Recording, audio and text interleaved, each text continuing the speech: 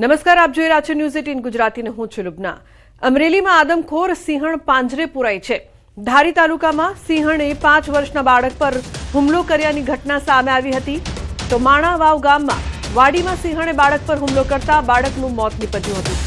One વિભાગે ઘટનાની ગંભીરતાને ધ્યાને લઈને અલગ અલગ 3 ટીમો બનાવી સિંહણને પકડવા કવાયત હાથ ધરી હતી। ગણતરીની કલાકોમાં સિંહણ પાંજરે પુરાઈ જતા ગામ લોકોને પણ હાશકારો થયો છે। તો સિંહણને એનિમલ કેર સેન્ટર ખસેડીને આગળની કાર્યવાહી હાથ ધરાઈ છે। આદમખોર સિંહણના આતંકના અંતે લોકોએ પણ હાશકારો લીધો છે। ધારીના માણાવાવમાં સિંહણે હુમલો કર્યો હતો। 5 વર્ષના બાળકનું સિંહણના હુમલામાં મોત નીપજ્યું હતું। તો 3 ટીમો બનાવીને સિંહણને આખરે પાંજરે પુરાઈ। તો સિંહણ પાંજરે પુરાતા ગામ લોકોએ હાશકારો લીધો છે। ઉલ્લેખનીય છે કે આ સિંહણના આતંકથી ગ્રામજનો પરેશાન હતા।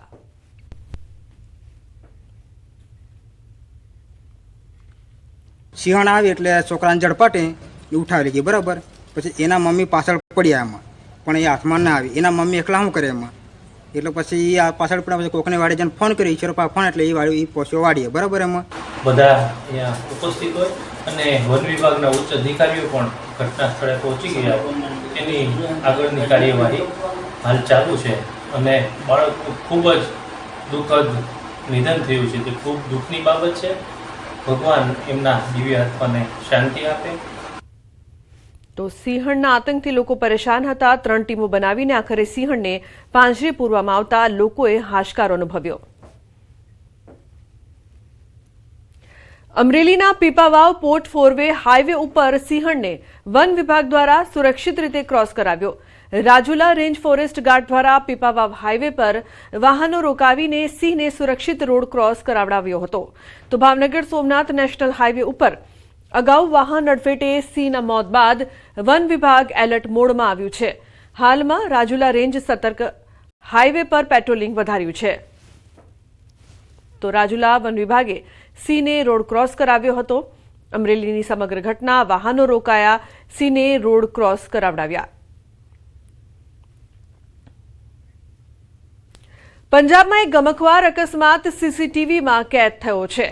જીરકપુરમાં પૂરપાટ દોડતી ઓડી કારે પગપાળા જતી એક વિદેશી મહિલાને કચડી નાખી। અકસ્માત એટલો ગંભીર હતો કે મહિલાનું ઘટના સ્થળે જ મૃત્યુ થયું। આ એક હોસ્પિટલની સામે સમગ્ર ઘટના બની। પ્રત્યક્ષદર્શીઓના જણાવ્યા અનુસાર એક ઝડપી ગતિ આવતી ઓડી કારે રસ્તો ક્રોસ કરી રહેલી એક વિદેશી મહિલાને ટક્કર મારી હતી। ટક્કર એટલી ગંભીર હતી કે મહિલા લગભગ 14 ફૂટ નીચે પટકાઈ ગઈ અને રસ્તાની બીજી બાજુ પડી ગઈ।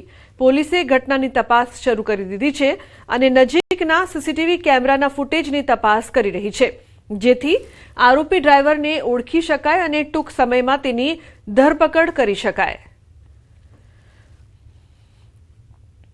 દાહોદમાં ગમખ્વાર અકસ્માતમાં 29 લોકો ઘાયલ થયા છે। ખાનગી ટ્રાવેલ્સ બસનું ટાયર ફાટતા અકસ્માત થયું છે। 29 લોકોને નાની મોટી ઇજાઓ પહોંચી છે। દાહોદ નજીક રાબડાલ પાસે બની છે અકસ્માતની આ ઘટના। મોરબીથી મધ્યપ્રદેશના ભોપાલ તરફ જતી હતી બસ, ટાયર ફાટતા બસ રસ્તા નજીક ખાડામાં ઉતરી પલટી। 5 108ની મદદથી ઇજાગ્રસ્તોને સારવાર માટે હોસ્પિટલ ખસેડાયા છે। તો પોલીસ, ફાયર અને હાઈવે ઓથોરિટી સહિતની ટીમ સ્થળે પહોંચી કાર્યવાહી હાથ ધરી છે।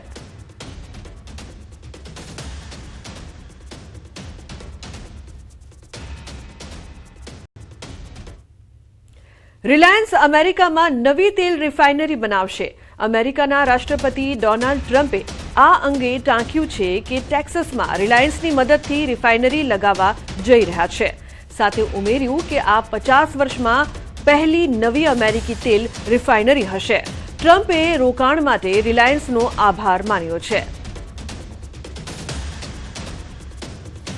તો રિલાયન્સ અમેરિકામાં નવી તેલ રિફાઇનરી બનાવશે। અમેરિકાના રાષ્ટ્રપતિ ડોનાલ્ડ ટ્રમ્પે આ અંગે ટાંક્યું છે કે ટેક્સાસમાં રિલાયન્સની મદદથી રિફાઇનરી લગાવવા જઈ રહ્યા છે। સાથે ઉમેર્યું કે આ 50 વર્ષમાં પહેલી નવી અમેરિકી તેલ રિફાઇનરી હશે। ટ્રમ્પે રોકાણ માટે રિલાયન્સનો આભાર માન્યો છે। મુખ્યમંત્રી ભૂપેન્દ્ર પટેલની અધ્યક્ષતામાં આજે કેબિનેટ બેઠક। મુખ્યમંત્રી અને નાયબ મુખ્યમંત્રીના દિલ્હી પ્રવાસ અંગે ચર્ચાની શક્યતા। ખાડી દેશમાં યુદ્ધની ગુજરાતમાં થતી અને થનારી અસર અંગે કેબિનેટમાં થશે ચર્ચા. ગેસ અને અન્ય ઇંધણના પુરવઠા તેમાં જ સપ્લાય અંગે પણ કેબિનેટમાં ચર્ચા થશે. તો રાંધણ ગેસના પુરવઠા અને સપ્લાય અંગે કેબિનેટમાં ચર્ચા થશે. વિધાનસભાના બાકી રહેલા બજેટ સત્રના કામકાજ અંગે કેબિનેટમાં થશે ચર્ચા. ટેકાના ભાવે જણસોની ચાલી રહેલી ખરીદીની કેબિનેટમાં સમીક્ષા થશે. તો ઉનાળુ વાવેતર અંગે, કૃષિ માટે પાણી અને વીજળીના આયોજન અંગે પણ ચર્ચા થશે.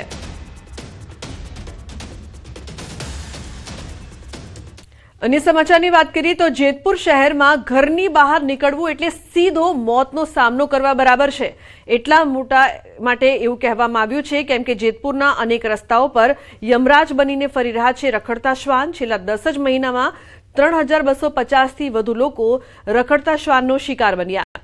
સરકારી દવાખાનામાં ગત માસે 570 જેટલા લોકોએ સારવાર લીધી છે. સરકારી ચોપડે નોંધાયેલો આ ભયાનક આંકડો નગરપાલિકાની નિષ્ફળતાની ચાડી ખાઈ રહ્યો છે. સરકારની ગ્રાન્ટ હોવા છતાં ખસીકરણના નામે મીંડું છે અને નેતાઓ પર ભ્રષ્ટાચારના ગંભીર આક્ષેપો ઉઠ્યા છે. રખડતા શ્વાનને લઈને હવે લોકોનો રોષ ચરમસીમા પર છે. જાગૃત નાગરિકોએ સમૂહમાં નગરપાલિકાની કચેરીએ જઈ ચીફ ઓફિસર સાહેબને યોગ્ય રજૂઆત કરવી જોઈએ. કારણ કે નગરપાલિકાના સદસ્યોને રજૂઆત કરવાથી આ પ્રશ્ન પૂરો નહીં થાય. કારણ કે સદસ્યો તો ભાગ બટાઈ કરવામાં મશગુલ છે. એને આ તમારી લોકોની સમસ્યાઓમાં, લોકોના પ્રશ્નમાં કોઈ રસ નથી. એટલે સમૂહમાં લોકોએ ચીફ ઓફિસર પાસે જવું પડશે અને કહેવું પડશે કે હવે અમારે ઘરની બહાર કેવી રીતે નીકળવું. હવે આંકડા જોવા જઈએ તો ગત એપ્રિલ 2025થી ફેબ્રુઆરી 2026 સુધીના ટોટલ આંકડાઓ અંદાજિત 3250થી જેટલા થવા જાય છે. એટલે મંથ વાઇઝ જોઈએ તો અંદાજે 300 જેટલો આંકડો આવે છે. અને છેલ્લા ફેબ્રુઆરી મહિનામાં 352 કેસીસ કૂતરા અને બીજા અન્ય પ્રાણીઓ કરડવાના આવેલા હતા. બીજી તરફ પાલિકાના અધિકારીનું કહેવું છે કે શ્વાનના ત્રાસને દૂર કરવા માટે સુપ્રીમ કોર્ટની ગાઈડલાઈન મુજબ કલેક્ટર પાસે 20,000 ચોરસ મીટર જગ્યા એનિમલ હોસ્ટેલ માટે મંગાવવામાં આવી છે. નગરપાલિકા હજુ સર્વે, ટેન્ડર અને જગ્યાની માપણીમાંથી બહાર આવી શકી નથી. જ્યારે બીજી તરફ રોજે રોજ માસૂમ બાળકો અને નાગરિકો શ્વાનનો શિકાર બની રહ્યા છે. નગરપાલિકા દ્વારા ડોગ માટે થઈ અને સુપ્રીમ કોર્ટની ગાઈડલાઈન મુજબ જગ્યાની માંગણી માટે થઈને માનનીય કલેક્ટર સાહેબને દરખાસ્ત કરેલી હતી.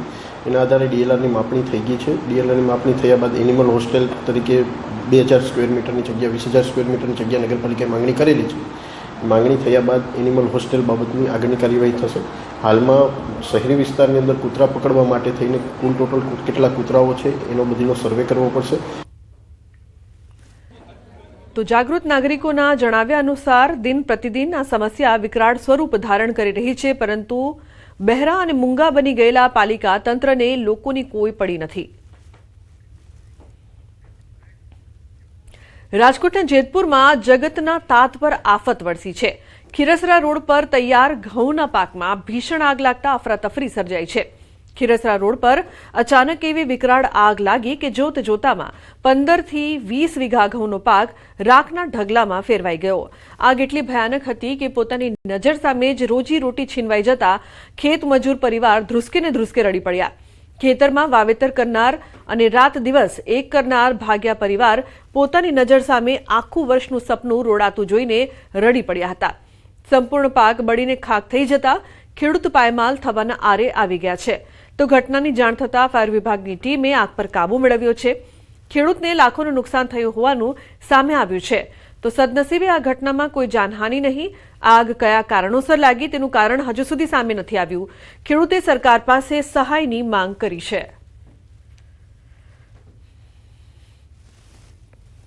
મારે 14 વીઘાના ઘઉં છે તે કોઈ અગ્રણી કારણોસર આગ લાગતા બળીને ખાક થઈ ગયા છે. બાજુમાં મારા કાકાનું ખેતર છે તેને પણ 4-5 વીઘાના ઘઉં બળી ગયા છે અને થોડું ઘણું 4 વીઘાનું છે તેમાં હાર્વેસ્ટર હાલે છે. આગ લાગવાનું કારણ કોઈ નક્કી નથી થયું. રોડ ઉપરથી આગ લાગી છે, ક્યાં કારણે આગ લાગી નક્કી નથી થયું. કઈ અમારી માંગ કે યોગ્ય વળતર આપે સરકાર. ફાયર ડિપાર્ટમેન્ટમાં ફોન આવતા અહીંયા આગ લાગેલી છે અવની ડાંગની બાજુમાં અને એક્ઝેક્ટ પૂર્વના પુલ પાસે આગ લાગેલી છે અને 15 વીઘા જેવા ઘઉં બળી ગયા છે, 2 વીઘા જેવા રહ્યા છે અને આગ પણ સંપૂર્ણપણે કાબુ પાવી લીધો છે. મહેસાણાના કડીના રાજપુર ગામની સીમમાં આવેલી લાકડાની ફેક્ટરીમાં મોડી રાત્રે આગ લાગી. ડીપી સ્કૂલની પાછળ આવેલી શક્તિ ઇન્ડસ્ટ્રીમાં અગમ્ય કારણોસર શેડ નીચે રાખવામાં આવેલા લાકડા કાપવાના મશીન અને રો મટીરિયલમાં આગ ભભૂકી ઉઠી હતી. આગ વધુ પ્રસરતા લાકડાનો મોટો જથ્થો બળીને ખાખ થઈ ગયો હતો. ઘટનાની જાણ થતાં કડી નગરપાલિકાના 2 ફાયર ફાઇટર તાત્કાલિક ઘટના સ્થળે દોડી ગયા હતા અને ફાયરની ટીમે ભારે જહેમત બાદ આગ પર સંપૂર્ણ કાબુ મેળવી લીધો હતો. તો લાકડાનું રો મટીરિયલ અને મશીન બળીને ખાક. ઉલ્લેખનીય છે કે ફાયરની ટીમ પહોંચી હતી અને આગ પર કાબુ મેળવ્યો હતો.